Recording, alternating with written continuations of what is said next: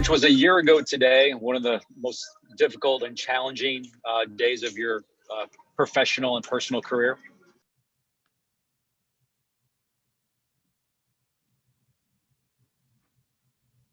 Hello?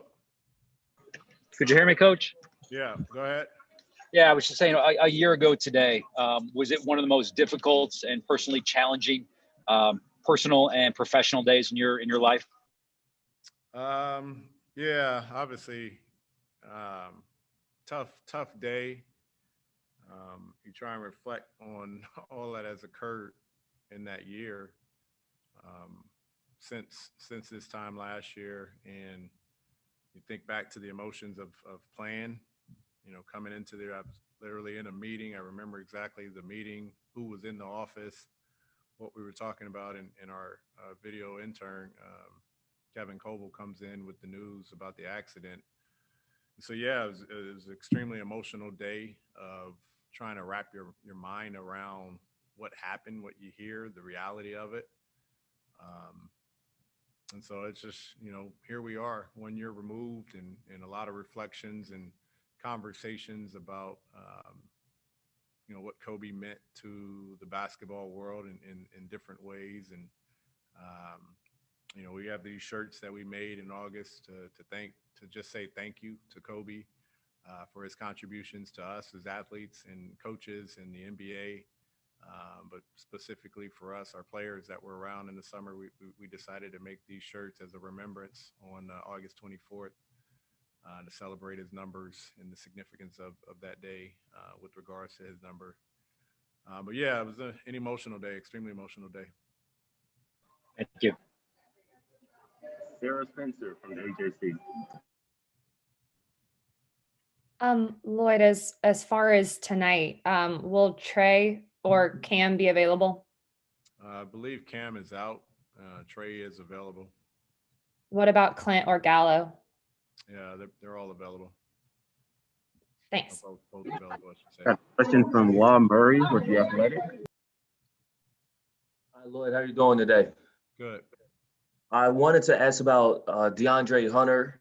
He has been really a great player this year for this team, especially defensively.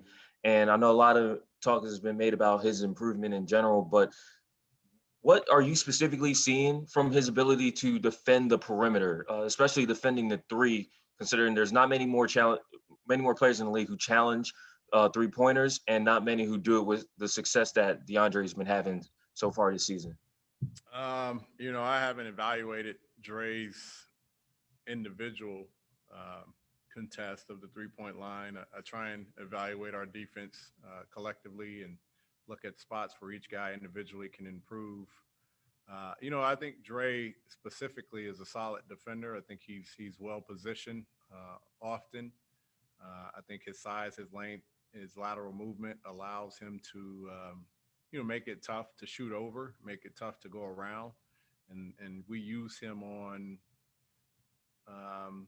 most of the time, we use him on the best perimeter player, depending on, how we feel he can guard that guy, or if we can put him on, because of his size and his length, sometimes point guard, sometimes wings.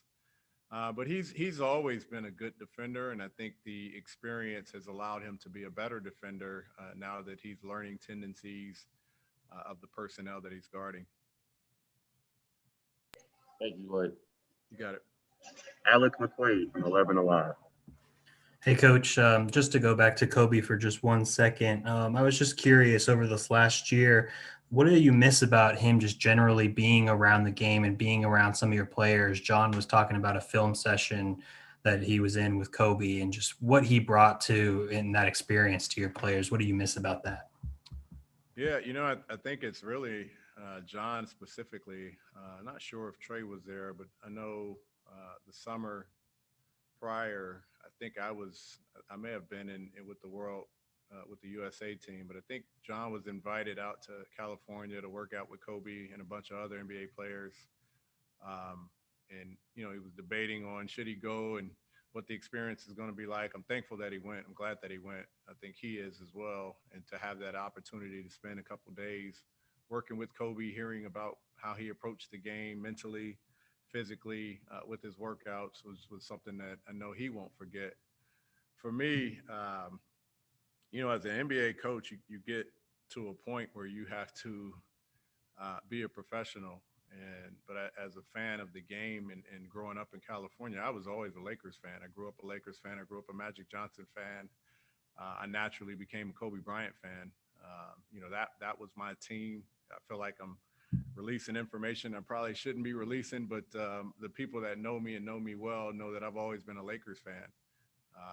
You grow up in California, you grow up under the Pat Riley Showtime era, you're a Lakers fan.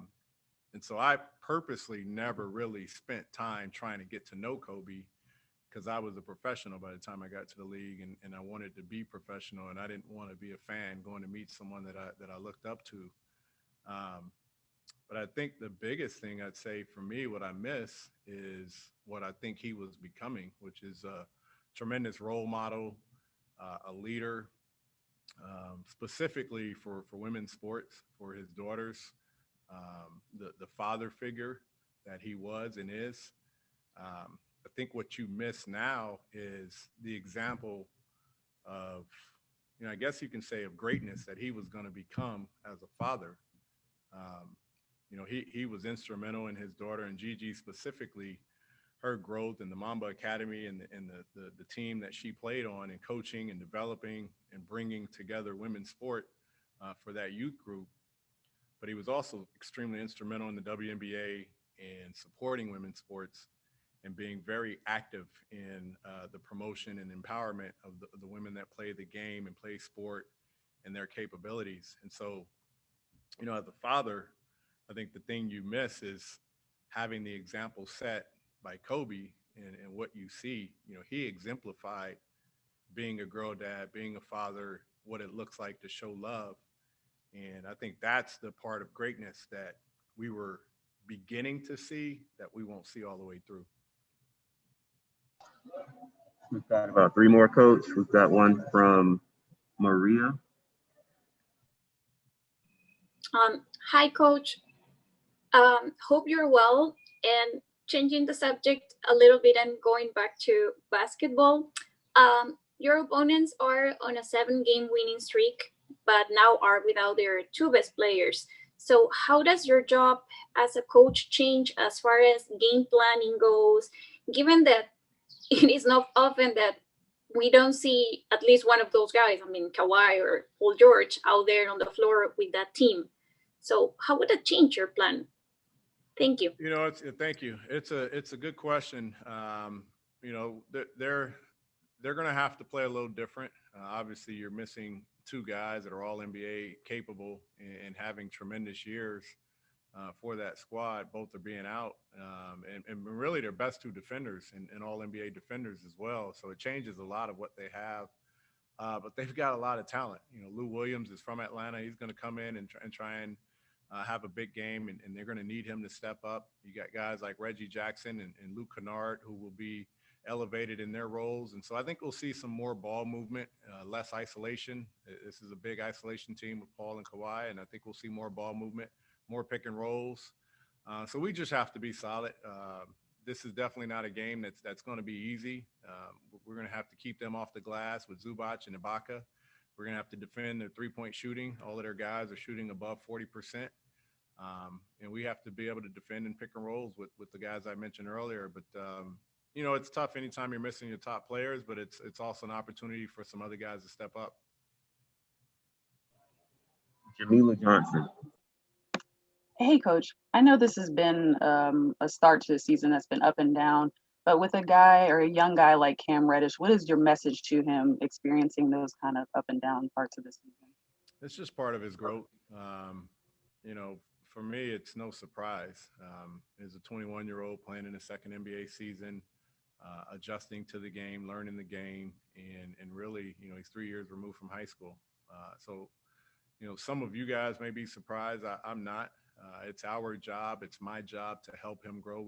He and I just finished watching film in my office, and really just nuances. It isn't about shots. It isn't about makes or misses. It's about nuances. Can you wait a second longer on the pick and roll so you can create some separation? Can you let the screener come to your body as opposed to running to the screener or running to the basketball. You know, little things that require film watching, that require patience, that require understanding of how the defense is playing, will help him grow, and then he can start working on it. But that's when you're in year 2, those are the things that you start learning. You get some film, you get to evaluate that film, and then you get to try and apply it. And so we're still evaluating and applying what he can do on the court. And that's just part of his growth. There's no panic. You know, he's struggled the last couple games shooting the basketball, but there's so many things that he's capable of doing. We have to help him along the way. Question from Charles Odom with the AP.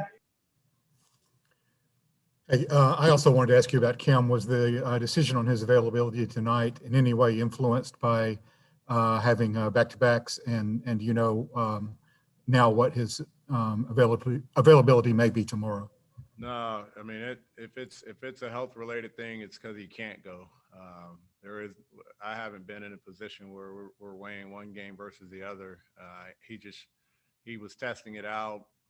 You know, he's sore from the other night and feels he's not in comfort level to go. And so they're going to still test him and treat him. But he's going to be out tonight.